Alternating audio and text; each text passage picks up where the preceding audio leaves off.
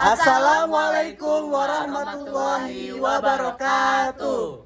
Hai guys. Jadi hari ini kita mau bahas tentang Mewaspadai ancaman terhadap kedudukan NKRI. Lebih tepatnya ancaman terhadap integrasi nasional.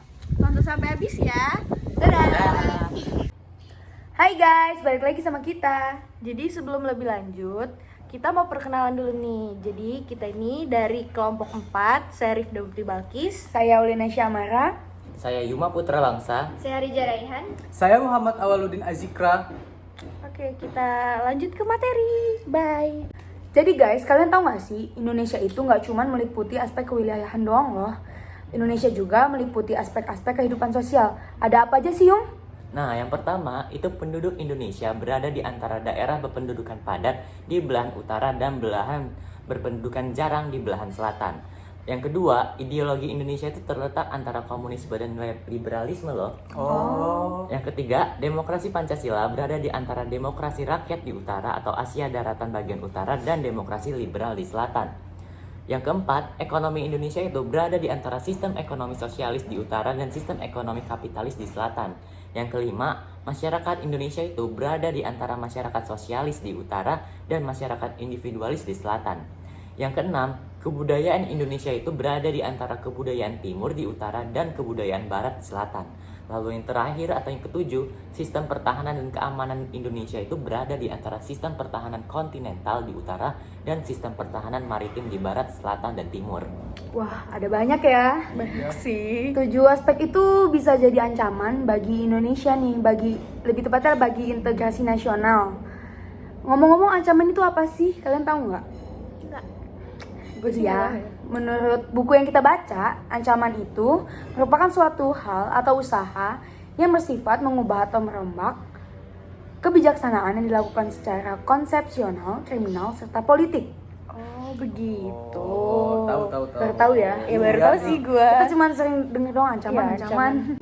Indonesia menghadapi berbagai ancaman dari berbagai bidang. Ada 5 bidang loh. Apa aja tuh Mubal? Yang pertama ada ancaman di bidang ideologi, yang kedua ada ancaman di bidang politik, yang ketiga ada ancaman di bidang ekonomi, yang keempat ada ancaman di bidang sosial budaya, dan yang kelima yang terakhir ada ancaman di bidang pertahanan dan keamanan. Wah, banyak juga ya ancaman yang dihadapi oleh Indonesia. Iya. Jadi kali ini kita bakal ngebahas lima-limanya nih buat kalian semua. Hadijah bakal bantu kita buat ngejelasin tentang ancaman yang pertama. Jadi gimana tuh Hadijah? Oke, yang pertama ada ancaman di bidang ideologi. Saat ini kan kehidupan masyarakat Indonesia itu cenderung mengarah ke kehidupan yang liberal yang menekankan pada aspek kebebasan individual. Sebenarnya liberalisme ini disokong oleh Amerika Serikat tidak hanya mempengaruhi bangsa Indonesia, tapi hampir semua negara di dunia. Hal ini sebagai akibat dari era globalisasi. Ternyata globalisasi itu mampu meyakinkan masyarakat Indonesia bahwa liberalisme dapat membawa manusia ke arah kemajuan dan kemakmuran. Nah, buat bidang yang kedua, kita bakal dibantu dijelasin sama Awal nih. Gimana nih, Wal? Yang kedua itu ada ancaman di bidang politik. Ancaman di bidang politik dapat bersumber dari luar negeri maupun dalam negeri. Dari luar negeri, ancaman di bidang politik dilakukan oleh suatu negara dengan melakukan tekanan politik terhadap Indonesia. Intimidasi, provokasi, atau blokade politik merupakan bentuk ancaman non-militer berdimensi politik yang seringkali digunakan oleh pihak-pihak lain untuk menekan negara lain. Yang ketiga itu ada ancaman di bidang ekonomi. Yuma bakal bantu kita buat ngejelasin di bidang ini. Nah, yang ketiga ini ancaman di bidang ekonomi.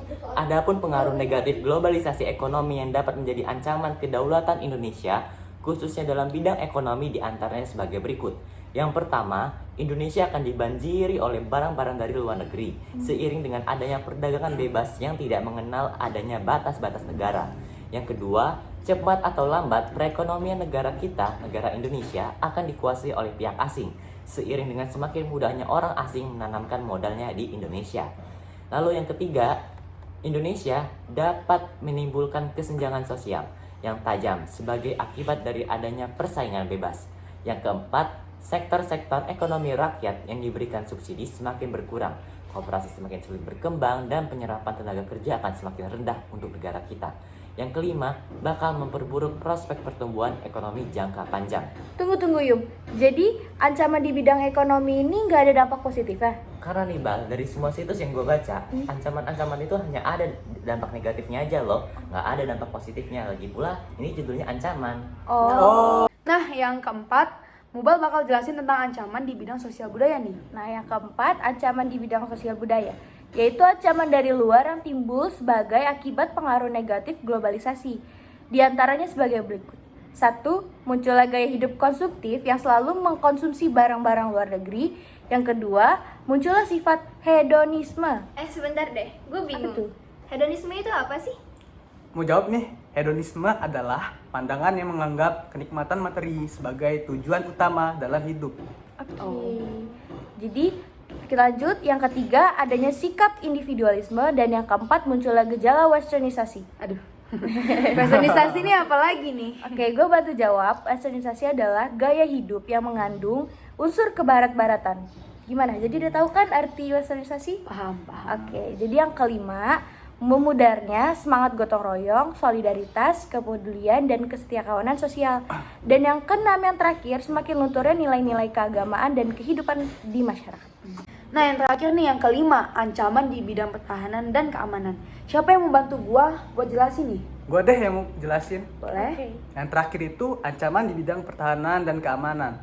Ancaman militer dapat pula terjadi dalam bentuk pemberontakan bersenjata.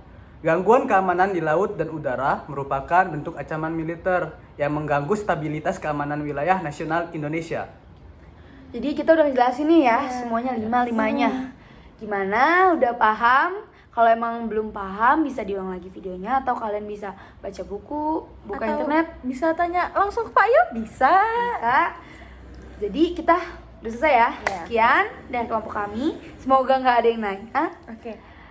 Thank you guys. See you guys. tomorrow. Have a nice day.